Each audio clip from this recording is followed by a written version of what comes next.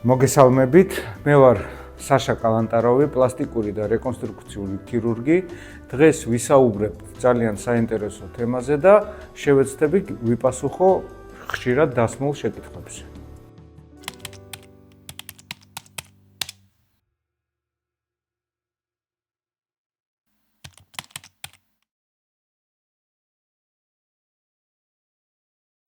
ძალიან მარტივი გონიათ ყველას, რომ იმპლანტი ქმნის ლამაზ ძუძუს.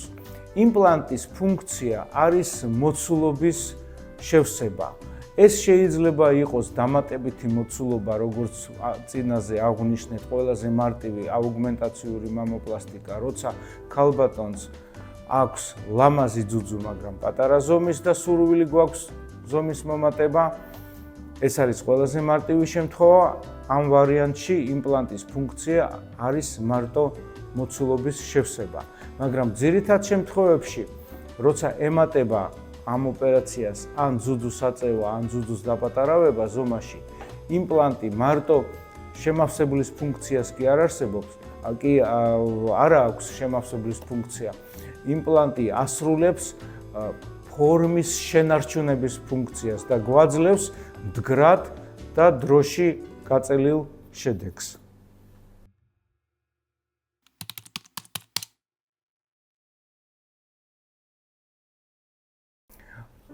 საკუთარი ცხიმის გამოყენება ძუძუს პლასტიკებში დაიწყო ძალიან დიდი ხნის წინ, კონკრეტულად როგორც იმპლანტების ალტერნატივა.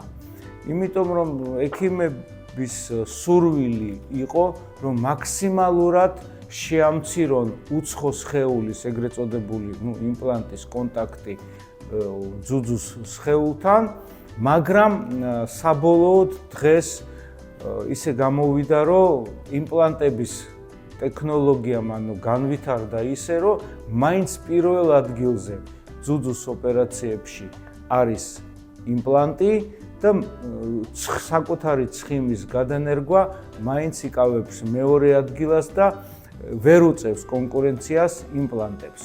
ერთადერთი ისეთი აქტიური გამოყენება ცხიმის შესაძლებელია როგორც დამატებითი პროცედურა ძუძუს კორექციებში. ანუ წამყვანი თემა, რომ მარტო საკუთარი ცხიმის ხარჯზე გავადიდოთ და შევქმნათ ლამაზი ძუძუ, ესეთი ალტერნატივა არა გვაქვს.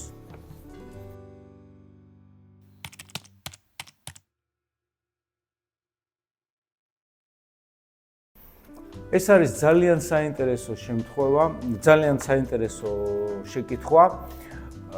არსებობს დღეს ტექნოლოგიურად უმაღლესი ხარისხის იმპლანტების სხვადასხვა ბრენდების, მაგრამ არც ერთი იმპლანტი თავისით ვერ შექმნის ლამაზ ძუძუს თუ არა ქირურგიული ოპერაცია და თუ არა კონკრეტული ხელობა ქირურგის.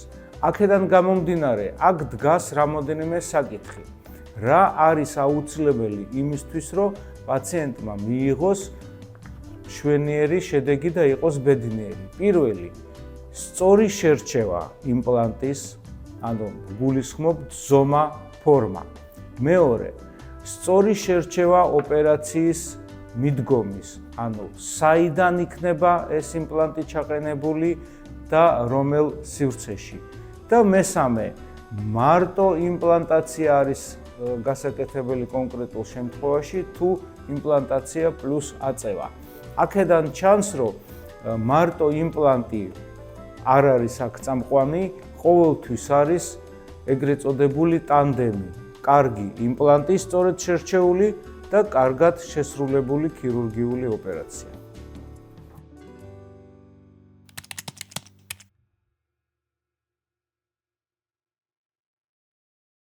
როგორც აღვნიშნეთ, იმპლანტების გამოყენება არის ძალიან ფართე მასშტაბებით მამოპლასტიკებში და ძალიან დიდი მნიშვნელობა ენიჭება იმპლანტებს ძუძუს რეკონსტრუქციების დროს.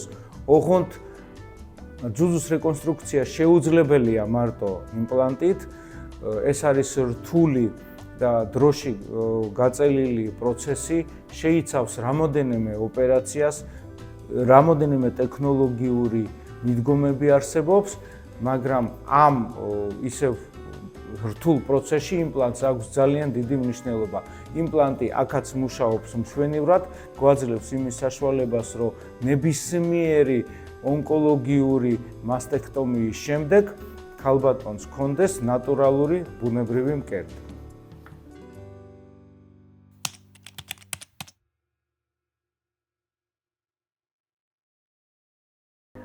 თანამედროვე ძუძუს იმპლანტები არის უვადო. რას ნიშნავს ეს სიტყვა უვადო? იმპლანტი ჩანერგილი ადამიანის სხეულში ასრულებს რამოდენიმე ფუნქციას. ძირითადი მათი ფუნქცია არის ძუძუს ფორმის შენარჩუნება და არის იქამდე ცოცხალი ეს იმპლანტი, სანამ არაფერი არ ხდება ქალის ორგანიზმში. ეს ნიშნავს იმას, რომ იმპლანტი არის უვადო. შეცვლას არ ექვემდებარება იქამდე, სანამ არ გამოჩნდა რაღაცა მექანიკური ხარვეზი იმპლანტის დაზიანების მაგალითზე, ან ქალის ორგანიზმში რაღაცა პროცესები მიმდინარეობს ისე, რომ საჭიროა რაღაცა ქირურგიული ჩარევა მკერდის მიდამოში. ეს შეიძლება იყოს ნებისმიერი კეთილთვისებიანი ან ავთვისებიანი წარმონაქმნები ძუძუს ქსოვილში, ან ეგრეთ წოდებული პოსტიმპლანტაციური დაავადებები. მათ შორის ყველაზე ხშირია და ყველაზე ისეთი რთულია და ცუდია შედეგისთვის ეგრეთ წოდებული კაფსულარული კონტრაქტურა.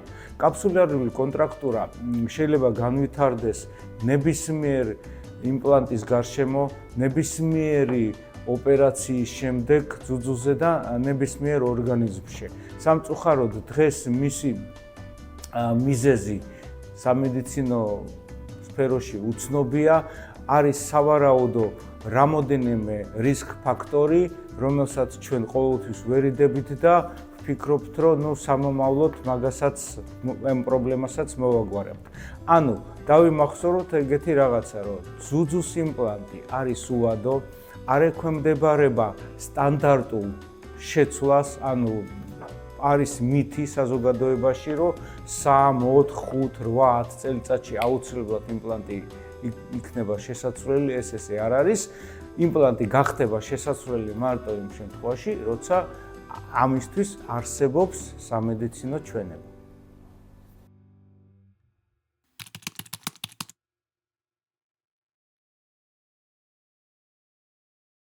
დავიწყოთ იქიდან, რომ მამოპლასტიკა არსებობს სხვადასხვა ტიპის და შინაარსის ოპერაციები. ყველაზე მარტივი მამოპლასტიკა ნიშნავს იმას, რომ იმპლანტის ჩაყენება ხდება ძუძუს გადიდების მიზნით, ეგრეთ წოდებული აუგმენტაციური მამოპლასტიკა. ამ შემთხვევაში არანაირი პრობლემა ლაქტაციისთვის არ არსებობს. ადამიანზე, ანუ ქალბატონზე არის დამოკიდებული სურვილის მიხედვით, ექნება თუ არა ლაქტაცია, ექნება თუ არა ლაქტაციის სურვილი და ასე შემდეგ.